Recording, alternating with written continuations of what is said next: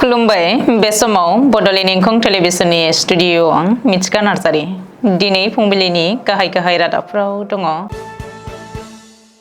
गावनि फिसौजोखौनो आथोनारि गाज्रि आखु दिन्थिनायनि दायाव 55 बोसोर बैसोनि सुबुंखौ सातगाव पुलिसा खायो।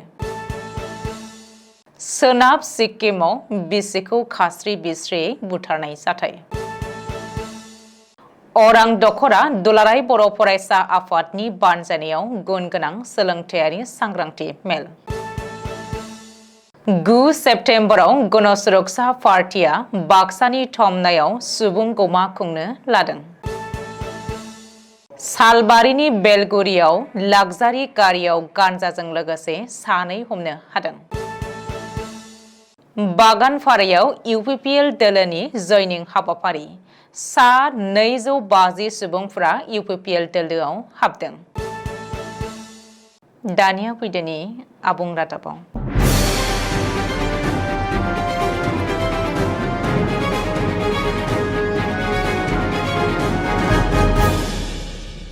गुवाहाटीनि पान्जाबारि ओनसोलाव आथोनारि गाज्रि आखु बाहायनायनि मोनसे जाथाय नुजाथिदों।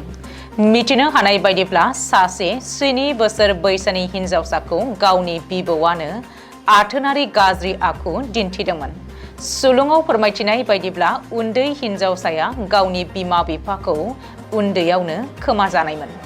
बेनिखायनो बिनि बिबै आरो बिबौआनो उन्दैनिफ्रायनो जोथोन लाबोदोंमोन आरो फेदेरबोदोंमोन।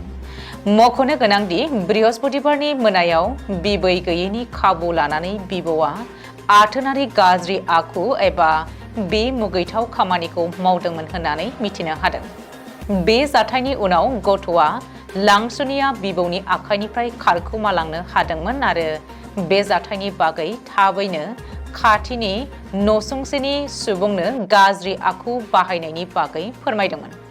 बे जाथायखौ बिथा खालामनानै जायगानि थागिबि सुबुंफोरा सातगाव पुलिसनो जाथायनि बागै फोरमायो आरो बिनि उनावनो पुलिसा थाबैनो जाथाय जानाय जायगायाव सौहैयो आरो दायनिगिरि टपेल आली शेख 55 बोसोरखौ खायो।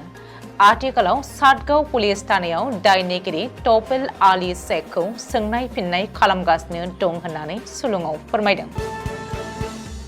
6 सेप्तेम्बर एबा मैया शुक्रबारखालि सोनाब सिक्किमनि बायगुनि बिएसएनि साखाथियाव थानाय हाग्रा ओनसोलाव सासे सुबुंनि गोथै सह मोननो हादों। गोथै सहखौ मीरा राय 47 बोसोर होननानै सिनायथि होदों आरो बेखौ बुथार जानायनि सन्देह खालामदों। बुथार जानाय मीरा राय 47 बोसोरा गुबैयै नेगी बस्ती दार्जिलिंनिमोन, नाथाय बैगुनियाव थायोमोन। मख'नो गोनांदि बुथार जानाय मीरा रायनि माखासे बाहागोआव अन्थाइजों बुजानाय आरो जोखोम जानायफोरनि माखासे सिनफोरखौ मोननाय जादोंमोन।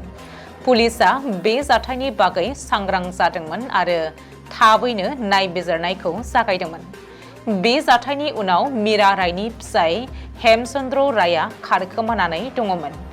बे जाथायनि बागै सरें जिल्लानि पुलिस सामलायगिरि नकुल प्रधानआ फोरमायथिनाय बायदिब्ला फिसाय हेमचन्द्र रायआ हमजानायनिफ्राय बारग'गासिनो दङमोन, नाथाय दायनिगिरि फिसाय हेमचन्द्र राय 45 बोसोरखौ मैया सानजौफुआव नया बाजार पुलिसा खारखोमानानै थानायनि उनाव हमनो हादोंमोन। आथिखालाव दायनिगिरि हेमचन्द्र रायआ नया बाजार पुलिस थानानि जिम्मायाव दङ आरो हेमचन्द्र रायनि बेरेखायै भारतारि साजानि आयेन बायदियै 103 धारानि सिङाव मोनसे गसर थिसननाय जाबाय होननानै मिथिनो हादों आरो नायबिजिरनाया सोलिगासिनो दं होननानै मिथिहोदों। अरां दखरा दुलाराय बर' फरायसा आफादनि बानजायनायाव गुन गोनां सोलोंथायारि सांग्रांथि मेल खुंफुंदों। एबसुआ सोलोंथायारि जावरिखांनायनि मावथांखिखौ बिथा खालामनानै सोलोंथायारि सांग्रांथि लोगोसे दिथागिरिफोरनि सांग्रांथि मेलखौ दखरानि सिङाव थानाय धनश्री घाटनि UN एकाडेमियाव खुंनाय जादों। बे हाबाफारियाव गाहाय आलासि महरै बाहागो लादोंमोन दुलाराय बर' फरायसा आफादनि नेहाथारि आनन्द दैमारिया।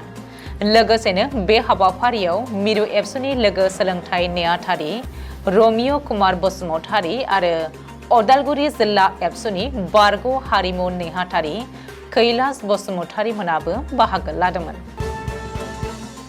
आथिखालाव जाय समाव BPF आरो UPPL खौसे जागोननि बारा गुबुं सोदों बे समावनो बर'नि हेंथा गासैबो अबर' आफादफोरा खौसे जाफिननायनि तालिम खालामगासिनो दङ। फैगौ 9 सेप्तेम्बराव बाक्सानि थमनायाव नबकुमार सरनियाजों दैदेनजानाय गणसुरक्षा पार्टिया मोनसे सुबुं गौमा खुंनो लादों। बे सुबुं गौमायाव गासैबो अबर' आफादफोरा मोनसे जौसाङावनो बाहागो लाजोबगोन होननानै दिहिरा ब्लक कमिटि JSPनि गाहाय नेहाथारि जादब दासआ खौरांगिरि मेल खुंनानै खौरांगिरिनि सिगाङाव बे खौरांखौ फोरमायथिदों। बे सुबुं गौमा हाबाफारियाव अबर' सुरक्षा मन्चनि दैदेनगिरि जगेश्वर कलिता, जन दास, ललित हेम्ब्रम, माधव राजबंशी मोना थाफागोन होननानै मिथिहोबावदों जादब दासआ।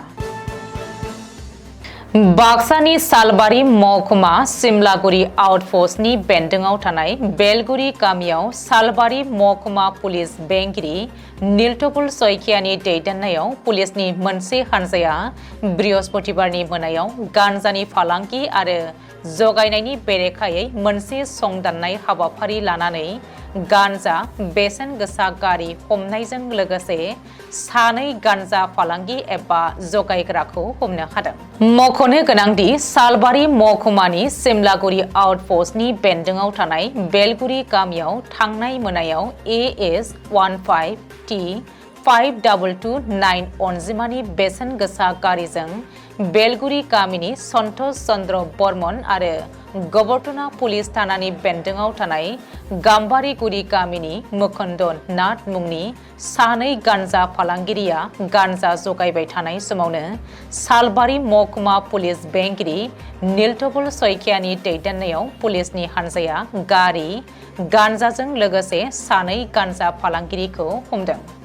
गारियाव पुलिसा 10.700 किल'ग्राम गान्जा हमनायजों लोगोसेनो सन्तोष चन्द्र बर्मननि बेलगुरिनि न'आव सिग्रोमनानै 1.06 किल'ग्राम गान्जा हमदों। गासै 11.796 किल'ग्राम गान्जा हमदों पुलिसा। पुलिसा गान्जा गारि हमनायजों लोगोसेनो गान्जा फालांगिरि आरो जगायग्रा सन्तोष चन्द्र बर्मन आरो मुकुन्द नाथखौ एरेस्ट खालामो आरो शुक्रबारखालि बिजिरसालियाव हाजिर खालामनानै सानैखौबो जोबथेसालियाव दैथायहरो। बिटिआरनि गाहाय खुंगिरि प्रमद बर'नि दैदेननायजों UPPL दोलोआ सानफा एफा गोख्रोंसिन थासारियाव फैनायखौ नुनो मोन्दों। BTC बिसायख'थिया गेजेराव 1 बोसोर सम दंबावो। बिसायख'थिनि सिगाङावनो हाजार हाजार सुबुंफोरा सानफ्रोमबो UPPL दोलोआव जयनिं जानायखौ नुनो मोनबोगासिनो दङ। थिग बेबायदिनो बाक्सा जिल्लानि बागानपारायाव UPPL दोलोनि मोनसे गेदेरथार जयनिं हाबाफारि जानानै थाङो। BTC हायुङारि खुंथायनि बुंथिगिरि कातिराम बर', CSBनि मासिगिरि डक्टर दीपक कुमार बसुमतारी, मुसलपुर जिल्ला कमिटि UPPLनि गाहाय नेहाथारि दयाल चन्द्र सरनिया मोनहा जथायै नुजाथिनायाव सा 250निबो बांसिन सुबुंफोरा UPPL दोलोआव जयनिं जायो। आगुनि समाव BPF आरो JSP दोलोआव थानानै खामानि मावबोनाय सा 250 सुबुंफोरखौ बुंथिगिरि कातिराम बर'आ UPPL दोलोआव बरायो। बेजों लोगोसेनो बे हाबाफारियाव BTCनि गाहाय खुंगिरि प्रमद बर'नि दैदेननायजों आथिखालाव रायजो राजानि थाखाय गोख्रों खामानि मावगासिनो दं होननानै बुंथियो। दिनै फुंबिलिनि रादाबा एसेनोसै। गोजोन्थों।